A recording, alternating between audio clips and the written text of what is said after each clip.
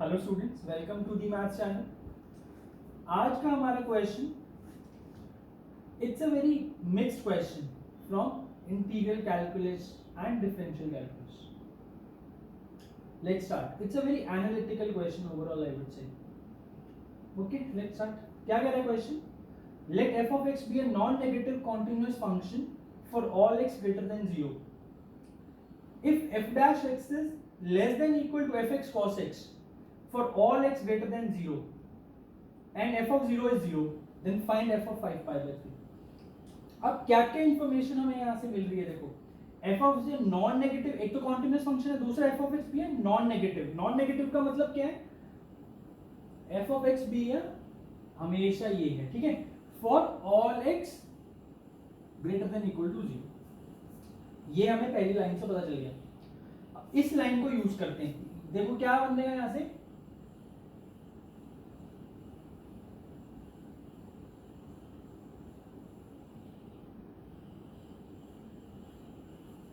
ये बोल सकते हो आप, ठीक है। अब अगर आप ध्यान से देखो तो ये आपको एक linear, first order linear differential equation जैसा कुछ दिख रहा है, ठीक है। अब आप एक बात समझो, मैं इसको अगर किस चीज के डेरिवेटिव में कन्वर्ट कर सकता हूं, कौन से फंक्शन के डेरिवेटिव में कन्वर्ट कर सकता हूं? अगर मैं इसको, एक तो मैं ऐसे सोच सकता हूं कि क्या चीज से मल्टीप्लाई करूं दोनों साइड पे कि एक डेरिवेटिव बन जाए, f dash x minus F x cos x. मैंने जो इससे पहले भी एक क्वेश्चन लिया था जहां पे वो था, कुछ ऐसा क्वेश्चन था, वो 2f dash x equal to f of x plus f double dash x। वहां पर भी मैंने आपको एक चीज समझाई थी कि जब भी ऐसा कुछ लिखा हो, दिखो आपको, जब भी ऐसा कुछ लिखा दिखे, आप इसको e की पावर x से मल्टीप्लाई डिवाइड कर देते हो। क्यों? ताकि डेरिवेटिव बन जाता है e की पावर x एफ एक्स का। ऐसे अब यहां पे आप किससे मल्टीप्लाई डिवाइड कर सकते हो? सोचो, इस इक्वेशन का इंटीग्रेटिंग फैक्टर, अगर आप लीनियर डिफरेंशियल इक्वेशन के टर्म्स में भी सोचना चाहो तो एक first order linear differential equation है, तो इंटीग्रेटिंग फैक्टर होता है। इंटीग्रेटिंग फैक्टर क्या आएगा इसका? इसका इंटीग्रेटिंग फैक्टर आएगा e की power integral minus cos x dx, यही होगा। ये कितना आता है? e की पावर माइनस साइन एक्स। तो अब मैं दोनों जगह इसको लेफ्ट साइड और राइट हैंड साइड पे e की पावर माइनस या फिर e की पावर माइनस साइन एक्स से मल्टीप्लाई डिवाइड कर दूंगा, तो ये क्या बन जाएगा? देखो, e की power minus sine x into F dash x minus F of x into e की power minus sine x into cos x is less than equal to 0 for all x greater than equal to 0। ये लिखना बहुत जरूरी, यहां पर भी लिख देता हूं मैं ये, ठीक है। ये बन गया इतना। अब एक चीज नोटिस करो कि जो ये चीज लिखी हुई है, क्या ये डेरिवेटिव ऑफ या फिर d by d x of e की power minus sine x into f of x लिखी हुई है, which is less than equal to 0 for all x greater than equal to 0, ऐसे लिखा हुआ है कुछ ही। अब आप क्या करो, एक फंक्शन एज्यूम कर लो g of x which is equal to e की power minus sine x into f of x। अब आपको पता है कि इसका जो डेरिवेटिव है, यानी कि जो g डैश x है, that is less than equal to 0 for all x greater than equal to 0। मतलब हर पॉजिटिव x के लिए जो g डैश x है वो लेस देन इक्वल टू 0। ऐसा क्यों बोला मैंने? क्योंकि यहां से ये चीज प्रूव हुई है।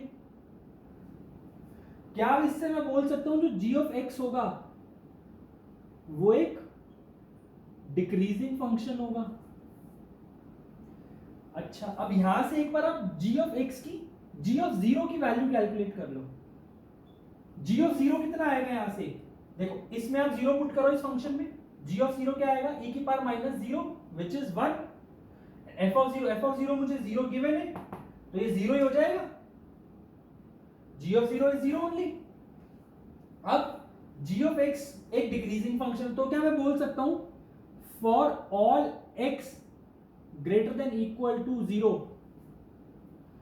g of x will be less than equal to g of 0. This is the basic definition of decreasing function. अब g of 0 0 है तो मैं इसको डायरेक्ट अब g of x की जगह मैं पुट कर देता हूं e की power minus sine x into f of x is less than equal to 0. इसका मतलब g of x ये हो गया और g of 0 0 है, ये पुट कर दिया.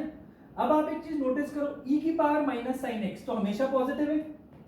आप x को कुछ भी डाल लो, e की पावर माइनस साइन x तो हमेशा पॉजिटिव है ना. इसका मतलब इसको लेस देन इक्वल टू 0 होने के लिए f of x has to be less than equal to 0. क्यों? क्योंकि e की power minus sine x is always greater than 0. इसका मतलब f of x has to be less than equal to 0.